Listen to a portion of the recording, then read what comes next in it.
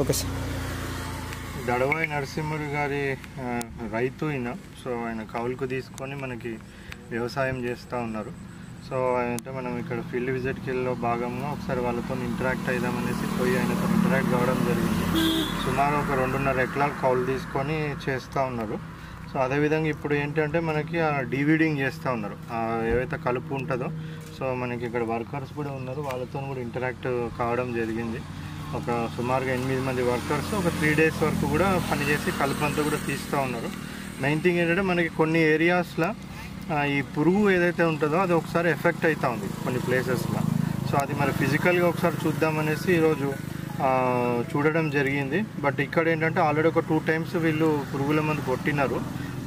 అంత ఎఫెక్ట్ ఎక్కువ లేదు. బట్ అయినా కానీ కూడా కొన్ని పర్సనల్గా చూస్తే కూడా కొన్ని ప్లేసెస్లో పురుగు కింద దీనికి వచ్చి ఉన్నది. సో దానికి కూడా వాళ్ళు ఆల్రెడీ పురుగుల మందు అది కొడుతూ ఉన్నారు. సో ఇప్పుడైతే ఇక్కడ ఉన్న ఫీల్డ్స్ అయితే అంత ఎఫెక్ట్ కాలేదు. సో అట్లేమన్నా ఉంటే కూడా పర్సనల్గా చూస్తే తెలుస్తుంది అనేసి వాళ్ళు చూడడం జరిగింది. అదేవిధంగా వేరే ప్రభుత్వ సంక్షేమ పథకాలు కూడా అన్నీ ప్రాపర్గా అందుతున్నాయా లేదా అవన్నీ కూడా కనుక్కోవడం జరిగింది. వాళ్ళకి ఏమైనా సమస్యలు ఉంటే కూడా అవన్నీ వాళ్ళది నంబర్స్ నోట్ చేసుకోవడం, తొందరగా కూడా వాళ్ళకి పరిష్కారం అయ్యే విధంగా కూడా చూడడం జరుగుతుంది. సో మన జిల్లా వ్యాప్తంగా కూడా ఇప్పుడు ఏదైతే ప్యాడీ ఫుల్ ఫ్లెడ్జ్గా మనం మొత్తం అంతా కూడా వేయడం జరిగింది. సో ఫర్టిలైజర్ కానివ్వండి, పెస్టిసైడ్స్ కానివ్వండి ఫుల్ ఫ్లెడ్జ్గా మనకి అన్ని షాప్స్లలో కూడా అవైలబుల్ ఉన్నాయి. అవి కూడా అగ్రికల్చర్ ఆఫీసర్స్ అందరు కూడా చెక్ చేస్తూ ఉన్నారు మొత్తము. సో ఎక్కడన్నా ఫర్టిలైజర్ షార్టేజ్ కానివ్వండి, పెస్టిసైడ్ షార్టేజ్ కానివ్వండి ఎదురు కాకుండా ఏం చర్యలు తీసుకోవాలో డిస్ట్రిక్ట్ అడ్మినిస్ట్రేషన్ అన్ని చర్యలు కూడా తీసుకుంటుంది.